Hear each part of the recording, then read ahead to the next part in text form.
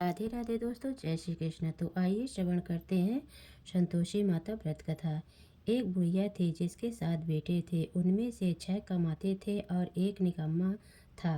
वह बुढ़िया उन 6 को अच्छी रसोई बनाकर प्रेम पूर्वक खिला देती। 7वें को बचा कुचा जूठन खिलाती थी, परंतु वह भोला था, अतः मन में कुछ भी विचार नहीं रखता था। एक दिन वह अपनी पत्नी से बोला, देखो मेरी माता मुझे कितना प्रेम है। उन्होंने कहा, वह तुम्हें सभी की जूठन खिलाती है, फिर भी तुम ऐसा कहते हो। चाहे तो तुम समय आने पर देख लेना। एक दिन बहुत बड़ा त्योहार आया। बुढ़िया ने 7 प्रकार के शुभ भोजन और चूरमे के लड्डू बनाए। 7वां लड़का यह बात जांचने के लिए सीखने का बहाना करके पतला कपड़ा ओढ़कर सो गया और देखने लगा। माँ ने उनको बहुत अच्छे आसनों पर बिठाया और 7 प्रकार के भोजन और लड्डू परोसे। वह उन्हें बड़े प्रेम से खिला रही है। जब वे 6 उठ गए तो माँ ने उनकी थालियों से जूठन इकट्ठा की और उनसे एक लड्डू बनाया। फिर वह 7वें लड़के से बोली, अरे रोटी खा ले। वह बोला, माँ मैं भोजन नहीं करूँगा, मैं तो परदेश जा रहा हूँ। माँ ने कहा, कल जाता है तो आज ही चला जा। वह घर से निकल गया। चलते समय उसे अपनी पत्नी की याद आई, जो गौशाला में कंडे थाप रही थी। वह बोला, हम विदेश को जा रहे हैं, आएंगे कछुकाल, तुम रखियो संतोष से धर्म आपनो पाल। इस पर उसकी पत्नी बोली, जाओ पिया आनंद से हमारी सोच हटाए। राम भरोसे हम रहे, ईश्वर तुम्हें सहाय। देहु निशानी आपनी देख धरु मैं धीर। सुधि हमारी न बिसरइयो, रखियो मन गंभीर। इस पर वह लड़का बोला, मेरे पास कुछ नहीं है, यह अंगूठी है, सो ले और मुझे भी अपनी कोई निशानी दे। यह बोली, मेरे पास क्या है, यह गोबर भरे हाथ हैं। यह कहकर उसने अपने पीठ पर गोबर के भरे हाथ के थप्पे मार दी। वह लड़का चल दिया। ऐसा कहते हैं, इसी कारण से वह विवाह में पत्नी पति की पीठ पर हाथ का छापा बांधती है। चलते समय वह दूर देश में पहुंचा। वह एक व्यापारी की दुकान पर जाकर बोला, भाई मुझे नौकरी पर रख लो। व्यापारी को नौकरी की जरूरत थी, अतः बोला, तनख्वाह काम देख कर देंगे, तुम रह जाओ। वह सवेरे 7 बजे से रात की 12 बजे तक नौकरी करने लगा। थोड़े ही दिनों में सारा लेन देन और हिसाब किताब करने लगा। सेठ के 7-8 नौकर चक्कर खाने लगे। सेठ ने उसे 2-3 महीने में आधे मुनाफे का हिस्सेदार बना दिया। 12 वर्ष में वह नामी सेठ बन गया और उसका मालिक उसके भरोसे काम छोड़कर कहीं बाहर चला गया। इधर उसकी औरत को सास और जेठानियाँ बड़ा कष्ट देने लगी।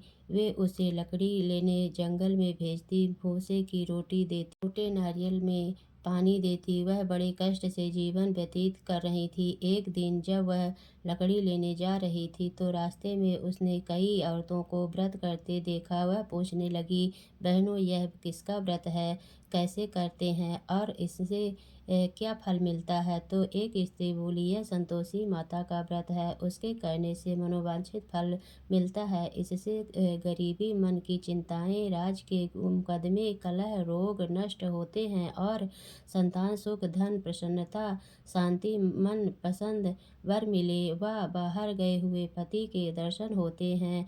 उसने उसे व्रत करने की विधि बता दी। उसने रास्ते में सारी लकड़ियां बेच दी व गुड़ और चना ले लिया। उसने व्रत करने की तैयारी की। उसने सामने एक मंदिर देखा तो पूछने लगी, यह मंदिर किसका है। वह कहने लगी, यह संतोषी माता का मंदिर है। वह मंदिर में गई और माता के चरणों में लौटने लगी। वह दुखी होकर विनती करने लगी, माँ मैं अज्ञानी हूँ, मैं बहुत दुखी हूँ, मैं तुम्हारी शरण में हूँ, मेरा दुख दूर करो। माता को दया आ गई। एक शुक्रवार को उसके पति का पत्र आया और अगले शुक्रवार को पति का भेजा हुआ धन मिला। अब वे तो जेठ जेठानी और सास नाक सिकोड़ने लगे कहने लगे, खातिर बढ़ेगी, यह बुलाने पर भी नहीं बोलेगी। यह बोली, मंत्र और तंत्र आवे तो सभी को अच्छा है। उसकी आंखों में आंसू आ गए। वह मंदिर में गई और माता के चरणों में गिर कर बोली, हे माँ, मैंने तुमसे पैसा कब मांगा था? मुझे तो अपना सुहाग चाहिए। मैं तो अपने स्वामी के दर्शन और सेवा करना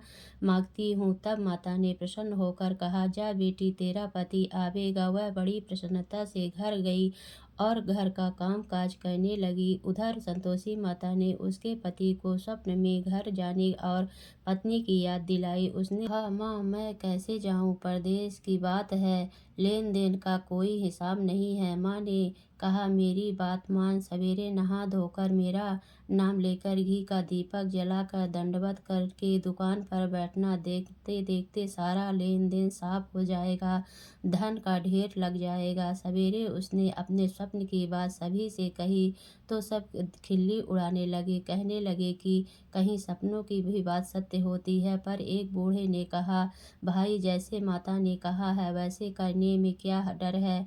उसने नहा धोकर माता को दंडवत करके घी का दीपक जलाया और दुकान पर जाकर बैठ गया।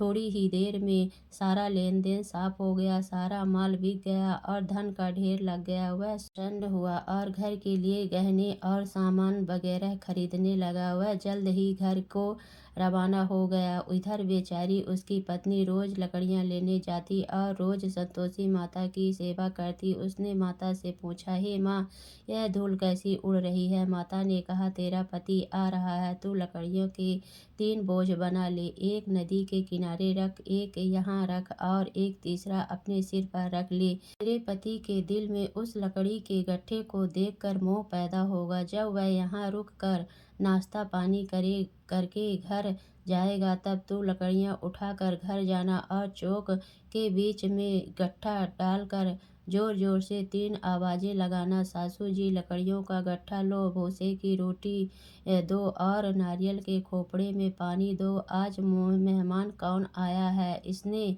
अम्मा के चरण छुए और उसके कहे अनुसार सारा कार्य किया। वह तीसरा गट्ठा लेकर घर गई और चौक के डालकर कहने लगी, सासू जी, लकड़ियाँ का गट्ठा लो, भूसे की रोटी दो, नारियल के खोपड़े में पानी दो। आज मेहमान कौन आया है? यह सुनकर सास बाहर आकर पट भरे वचनों से उसके दिए हुए कष्टों को भुलाने के लिए कहने लगी, बेटी, तेरा पति आया है, आ मीठा भात और भोजन कर और गहने कपड़े पहन। अपनी माँ के ऐसे वचन सुनकर उसका पति बाहर आया और अपनी पत्नी के हाथ में अंगूठी देखकर व्याकुल हो उठा। उसने पूछा, यह कौन है? माँ ने कहा, यह तेरी बहू है। आज 12 वर्ष हो गए, यह दिन भर घूमती फिरती है, काम काज करती नहीं, तुझे देखकर नखरे करती है। यह बोला, ठीक है, मैंने तुझे और इसे देख लिया है, मुझे दूसरे घर की चाबी दे दो, मैं उसमें रहूंगा। माँ ने कहा, ठीक है, जैसी तेरी मर्जी। और उसने चाबियों का गुच्छा पटक दिया। उसने अपना सामान तीसरी मंजिल के ऊपर के कमरे में रख दिया। एक ही दिन में वे राजा के समान ठाट बाट वाले बन गए। इतने में अगला शुक्रवार आया। बहू ने अपनी माता से कहा, मुझे संतोषी माता के व्रत का उद्यापन करना है। वह बोली, बहुत अच्छा, खुशी से कर ले। जल्दी ही उद्यापन की तैयारी करने लगी। उसने जेठ के लड़कों को जिमने के लिए कहा। उन्होंने मान लिया। उन्होंने पीछे से उन्हें अपने बच्चों को सिखाया, तुम खटाई मांगना जिससे उसका उद्यापन पूरा ना हो। लड़के ने जीव कर खटाई मांगी। बहू कहने लगी, भाई, खटाई किसी को नहीं दी जाएगी, यह तो संतोषी माता का प्रसाद है। लड़के खड़े हो गए और बोले, पैसा लाओ। वह बोली, कुछ ना समझ सकी उनका क्या भेद है। उसने पैसे दे दिए और वे इमली की खटाई मंगा कर खाने लगे। इस पर संतोषी माता ने उस पर रोष किया। राजा के दूत उसके पति को पकड़ कर ले गए। वह बेचारी बड़ी दुखी हुई और रोती हुई माता जी के मंदिर गई और उनके चरणों में गिरकर कहने लगी, हे माता, यह क्या किया? हंसकर अब तू रुलाती है मुझे। माता बोली, पुत्री, तुझे दुख है कि तूने अभिमान करके मेरा व्रत तोड़ा है और इतना जल्दी सब बातें भुला दी। वह कहने लगी, माता, मेरा कोई अपराध नहीं है, मुझे तो लड़कों ने भूल में डाल दिया, मैंने भूल से ही उन्हें पैसे दे दिए। माँ, मुझे क्षमा करो, मैं दोबारा तुम्हारा उद्यापन करूँगी। माता बोली, जा, तेरा पति रास्ते में आता हुआ मिलेगा। उसे रास्ते में उसका पति मिला। उसने पूछने पर कहा कि मुझे राजा ने मुझे बुलाया था। उससे मिलने गया था। कुछ ही दिन बाद फिर शुक्रवार आया। वह दोबारा पति की आज्ञा से उद्यापन करने लगी। उसने फिर जेठ के लड़कों को बुलवा दिया। जेठानी ने फिर वही बात खा दी। लड़के भोजन के बाद फिर खटाई मांगने लगे। उसने कहा, खटाई कुछ भी नहीं मिलेगी, आना हो तो आओ। यह कहकर वह ब्राह्मणों के लड़कों को लाकर भोजन कराने लगी। यथाशक्ति उसने उन्हें दक्षिणा दी। संतोषी माता उस पर बड़ी प्रसन्न हुई। माता की कृपा से 9वें मास में उसके एक चंद्रमा के समान सुंदर पुत्र हुआ। अपने पुत्र को लेकर वह रोजाना मंदिर जाने लगी। एक दिन संतोषी माता ने सोचा कि यह रोज यहाँ आती है, आज मैं इसके घर चलूं, इसका सासरा देख आऊं। सोचकर उसने एक भयानक रूप बनाया। गुड़ व चने से सना मुख, ऊपर को सूंड के समान होंठ, जिन पर मक्खियां भिनभिना रही थी। इसी सूरत में वह उसके घर गई। देहली में पांव रखते ही उसकी सास बोली, देखो कोई डायन आ रही है, उसने भगाओ नहीं तो खा जाएगी। लड़के भगाकर खिड़की बंद करने लगे। 7वें लड़के की बहू खिड़की से सब देख रही थी। वह वहीं से चिल्लाने लगी, आज मेरी माता मेरे घर आई है। यह कहकर उसने बच्चे को दूध पीने से हटाकर इतने में सास बोली, पगली किसे देखकर उतावली हुई है, बच्चे को फटक दिया। इतने में संतोषी माता के प्रताप से वह वहाँ लड़के ही लड़के नजर आने लगे। बहू बोली, सासू जी, मैं जिसका व्रत करती हूँ यह वो ही माता संतोषी है। यह कहकर उसने सारी खिड़कियां खोल दी। सबने संतोषी माता के चरण पकड़ लिए और विनती कर कहने लगे, हे माता, हम मूर्ख हैं, ज्ञानी हैं, पापिनी हैं, तुम्हारे व्रत की विधि हम नहीं जानती। तुम्हारा व्रत भंग कर हमने बहुत बड़ा अपराध किया है। हे जगत जननी, हे माता, आप हमारा अपराध क्षमा करें। इस पर माता उन पर प्रसन्न हुई। बहू को जैसा फल दिया वैसे सबको देना है। माँ सबका कल्याण करना। तो बोलिए संतोषी माता की जय।